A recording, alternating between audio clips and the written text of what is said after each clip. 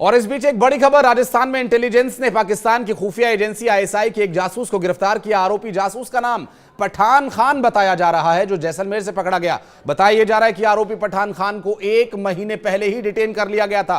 उसके ऊपर official secret act 1923 की धाराओं के तहत केस दर्ज किया गया था और आपको बता दें कि 1 मई को उसे आधिकारिक रूप से गिरफ्तार कर लिया गया है। जबकि इंटेलिजेंस के अधिकारियों की ओर से यह बताया गया कि पठान खान साल 2013 में पाकिस्तान गया था और जहां वो पाकिस्तान की खुफिया एजेंसी के अधिकारियों के संपर्क में आया और पाकिस्तान में उसे पैसे का लालच दिया गया। जासूसी करने के लिए ट्रेनिंग भी वहां पर उसे दी गई। आरोप यह भी है कि साल 2013 के बाद भी पठान खान वहां जाकर के पाकिस्तानी खुफिया एजेंसीज के अधिकारियों से मिलता रहा और जैसलमेर अंतर्राष्ट्रीय सीमा से जुड़ी संवेदनशील और गोपनीय जानकारियां ये पाकिस्तान के हैंडलर्स के साथ साझा करता रहा है। बताया यह भी जा रहा है कि आरोपी पठान खान जैसलमेर का रहने वाला है और राज्य विशेष शाखा जयपुर, जो पाकिस्तान की खुफिया एजेंसीज के द्वारा राज्य में हो रही किसी भी हरकत पर नजर रखती है। इसने पठान खान पर जब इसे शक हुआ और उसकी गतिविधियां संदिग्ध पाए जाने पर पठान खान को पकड़ा गया। उसके बाद अब पूछताछ की जा रही है और कई राज इस पठान खान ने उगले हैं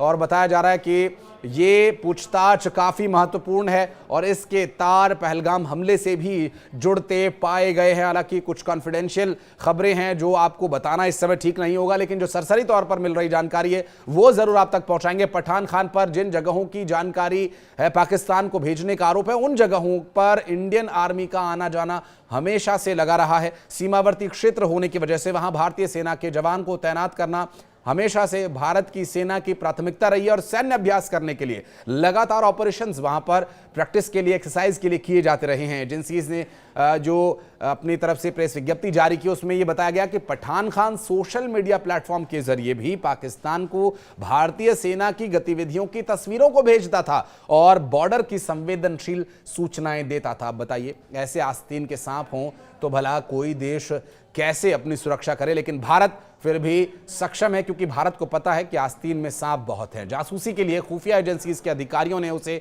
भारतीय सिम उपलब्ध करवाई थी और उसकी एवज में आईएसआई अलग अलग तरीकों से पठान खान को पैसे भी भेजा करता था। पठान खान को अपने दाल रोटी चलानी थी, देश के साथ गद्दारी करनी थी और ऐसे पठान खान और भी हैं और इन्हें पकड़े जाने की बहुत ज़रूरत है। अभी एक पठान खान पकड़ा गया है, जिस अब तोते की तरह वो पटपट पटपट बोल रहा है कि उसने क्या क्या किया। सेंट्रल एजेंसीज ने उससे पूछताछ की और आरोपों की पुष्टि के बाद पठान खान पर अब केस दर्ज कर उसे अरेस्ट कर लिया गया।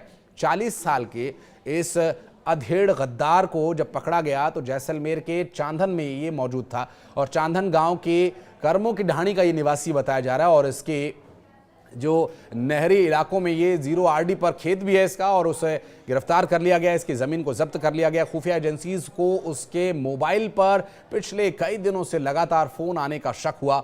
खुफिया एजेंसीज ने पठान खान पर निगरानी रखना शुरू किया और 2 दिन पहले ही इसकी सारी पोल पट्टी उस वक्त खुल गई जब 3 बजे पठान खान को गिरफ्तार किया गया और उसके फ़ोन को जांचा गया।